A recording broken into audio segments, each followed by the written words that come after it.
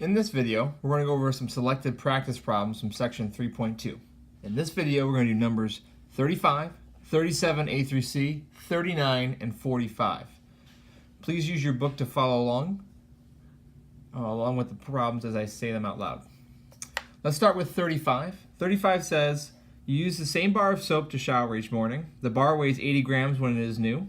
Its weight goes down by 6 grams per day on average. What is the equation of the regression line for predicting weight from days of use? So we know that the bar weighs 80 grams brand new. And we know that it decreases 6 grams per day on average. So asking for the equation, they essentially give you the y-intercept when days is 0, and 6 grams per day, that's our rate, that's going to be our slope. Now the key is that it decreases. So we're going to have a minus 6x, and then 80 is going to be your y-intercept. If you were going to use words here for y predicted, your grams per day is going to be your slope.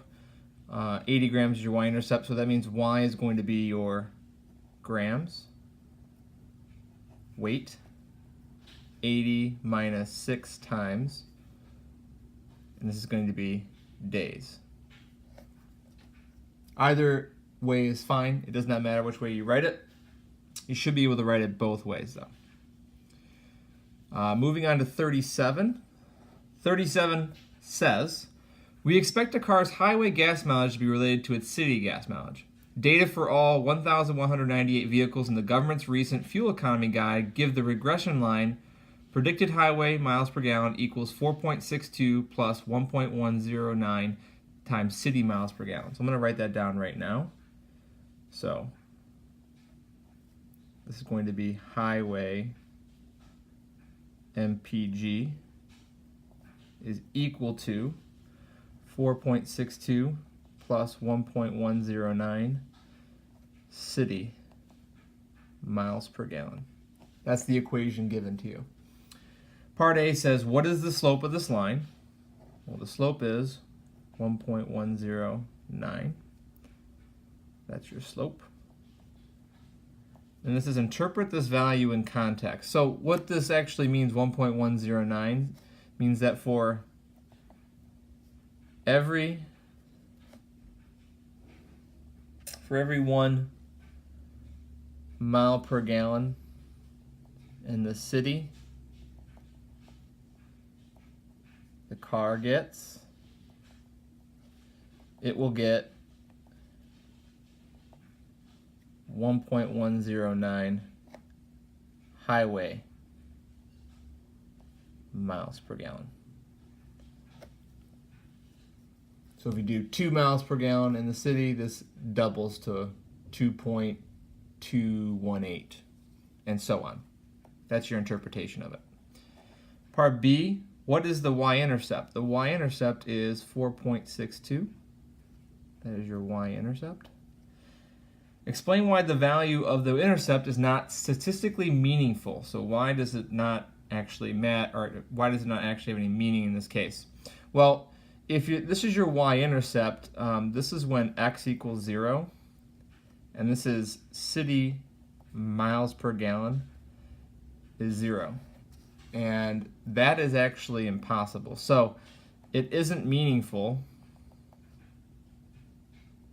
because city miles per gallon cannot be 0. There has to be a number because the assumption is that you're moving the car around. Part C.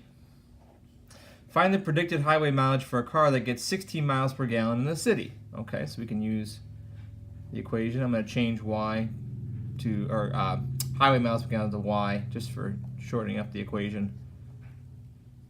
1.109, and then the city miles per gallon is 16, so we're going to plug that in here. So 4.62 plus 1.109 times 16 will get you a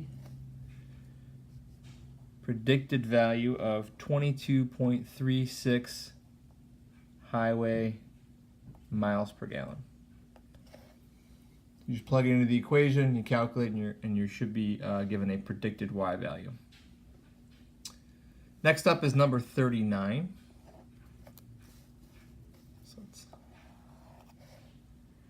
39 says, researchers studying acid rain measured the acidity of precipitation in the Colorado wilderness area for 150 consecutive weeks.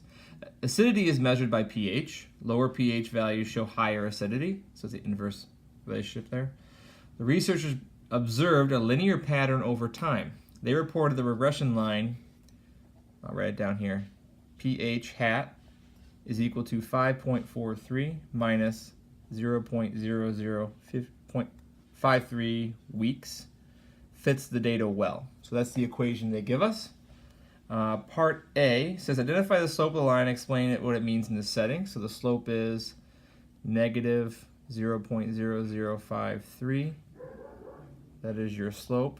So interpreting it in the context, so this could be interpretation for part A.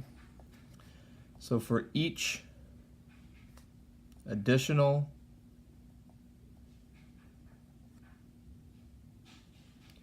week in the study,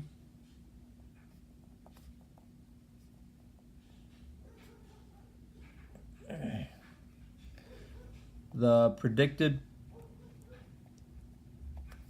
pH decreased by 0.0053. We know it decreased because it is a negative slope.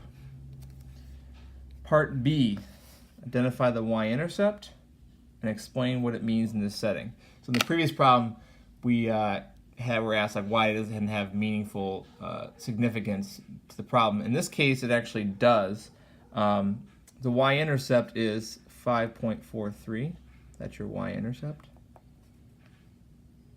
So that's the predicted pH value at the beginning of the study. So after 0 weeks. It actually has significance in this situation. So you'll just see from the two problems we've done so far, sometimes the y-intercept has meaning and sometimes it doesn't have a significant meaning at all. Part C.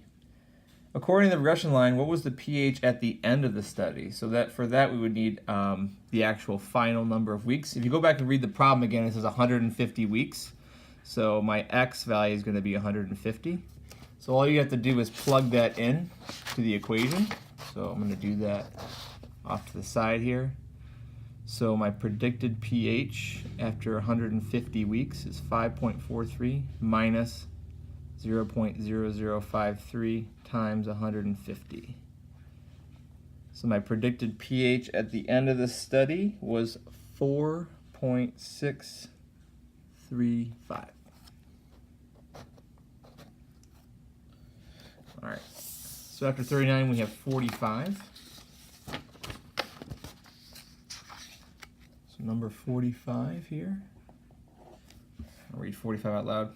In the acid rain study for exercise 39, the actual pH measurement for week 50 was 5.08. Find and interpret the residual for this week. Okay, so for the residual, remember, we need to do the actual minus the predicted. And the actual we have right here was 5.08. We need to find the predicted so we can subtract them and find the residual. So to find the predicted, we're going to use the equation from before.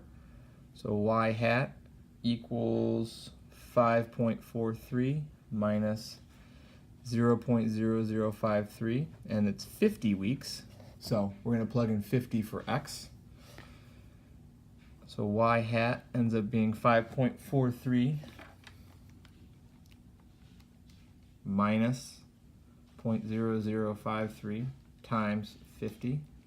You get a predicted pH of 5.165. So the residual is going to be 5 minus 5.165. So subtract those numbers. And the residual is negative 0.085. So to interpret this in terms of the actual problem, what you could say is the actual pH for that week